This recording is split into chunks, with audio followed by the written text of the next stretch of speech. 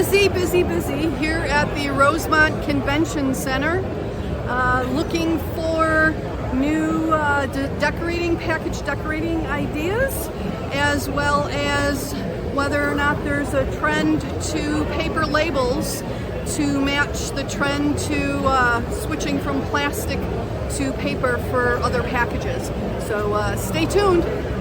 So day one here at Labelexpo, I had an opportunity to talk with several experts at the Avery Dennison booth, and very specifically looking for information on paper labels. The idea being that with the switch away from plastic over the last several years at the primary pack level, I'm wondering if there also is a renewed interest in paper labels so that the label substrate matches the packaging substrate. And it appears that I'm on to something. There is a lot of attention, a lot of interest in paper labels these days.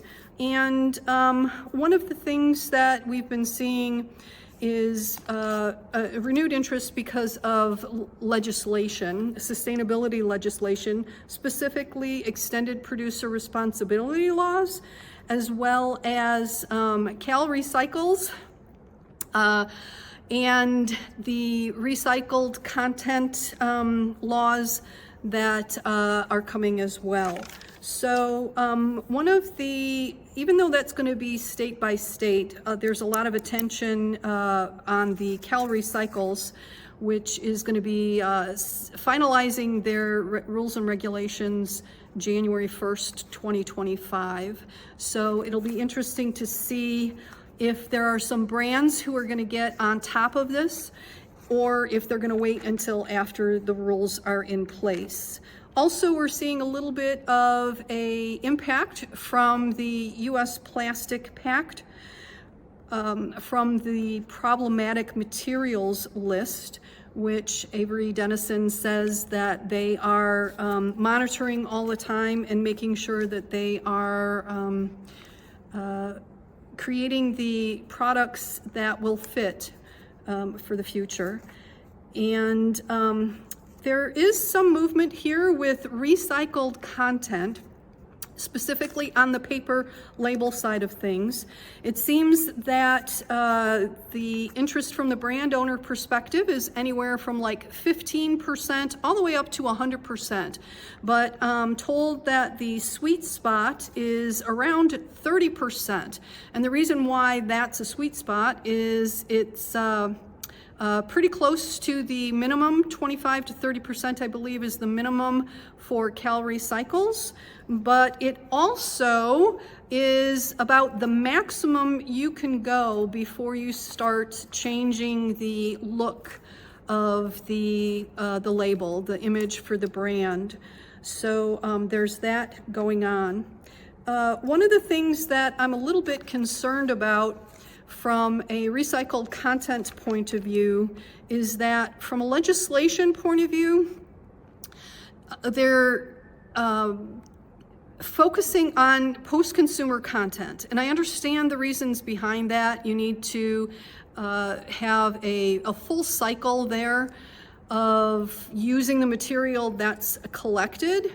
But I really do think that the industry is missing the boat a bit on not being able to measure and count the post-industrial waste that they're using anyway. It just kind of seems a shame. One of the things about the difference between post-consumer and post-industrial waste is with post-industrial waste, you're usually able to control the quality a little bit. And it just seems that one of the things that we've been trying to develop is higher quality recycled content, and post-industrial could really help with that. One more area where I was able to talk with the folks at Avery Dennison about was for linerless labels, which have been around for quite a bit, but in my opinion don't get the attention that they deserve. And a couple of years ago, about 2 years ago, Avery Dennison invested in a new product line DT linerless, DT standing for direct thermal. And it's a business that is continuing to grow for Avery Dennison. That's good news. And one of the things that I'm hoping is it continues to see movement in this area is because it's such a good concept, just from the point of view of not having too much material that eventually goes to waste. And I know that there are recycling programs for label liners, but if you could not do the liner at all, it seems to me that that's the better deal overall. And as brand owners continue to work on their sustainability goals and have a lot of the major pieces in place, but still want to make some advancement percentage-wise, they're going to have to be a little bit creative in looking in other areas. And linerless labels might be one of those areas, the next level of sustainability. So we'll see how that plays out. Technically, this is not a paper label. This is a label made from Tyvek, which is an amazing material for a lot of different packaging applications, including in the medical industry, very widely used in the medical industry. But I happened across this display at the DuPont booth where they were showing a couple of wine bottles with labels that were made from DuPont Tyvek. And I have to say, I am way impressed. Of course, for the beverage industry, one of the benefits of Tyvek for label material is that it is water resistant. So that is helpful, and just looks good. It is a durable material that can withstand water environments, so you could easily put a bottle of champagne in a ice bucket and not worry about the degradation of the label, especially for a high-end product. There was two pieces of news coming from the folks at Smart Solve. First one is that the Smart Solve paper-based label material has received the first recognition for a paper-based label material from the Association of Plastics Recycling, the APR, as being recognized for its recyclability. The second piece of news was that the Smart Solve Chief Revenue Officer, Alex Abbott, earned the Rising Star Award in the Label Industry Global Awards for 2024. I served as a judge this year for the Label Industry Global Awards, which is presented by the Labelexpo Global Series in association with my sister publication, Labels and Labeling.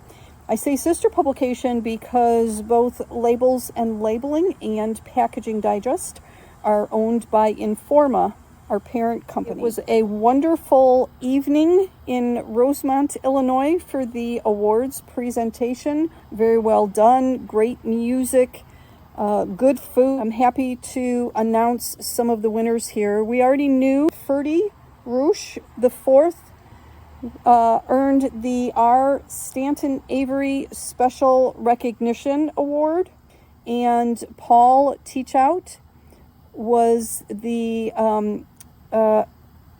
recipient of the Global Achievement Award. Both gentlemen did an amazing job on their acceptance speeches. Paul especially was quite moving. Also winning Converter of the Year award is the Next Gen Label Group. And I've already told you the Rising Star was Alex Abbott, the Chief Revenue Officer from Smart Solve. So I've already mentioned that the Smart Solve paper-based label substrate was the first to be recognized by the APR. Ruben Nance, the director of the Preferred Design Recognition Program at APR, also had a presentation there. He did a great job talking about just the changes to the APR design guidelines and a little bit about his program, as well as a couple of other things. But one of the things that we did get a chance to ask him about was just talking about the recognition for this paper label in the with a program that's about plastics recycling. Ruben did say that there have been a lot of advancements in the last 10 to 15 years with recycling, and they do hope to include more information about various substrates, how that is working in the industry. There's a working group to determine whether there's more there from a paper substrate point of view. So hopefully more coming on that soon. Lastly, one of the great things about attending a trade show is seeing people in the industry that maybe you haven't seen in a while and connecting with old friends and colleagues. I had an opportunity to do that as well at Labelexpo. After we were thinking maybe a break of like 11 years, Bill Myers, the marketing manager at Domino, and I finally got a chance to catch up. That was wonderful. I also had a chance to have some amazing conversations, as I always do, with David Lutenberger, who is the Global Packaging Director at Mintel, the consumer insights company. Reconnecting with these colleagues was probably the high point of my time at Labelexpo 2024.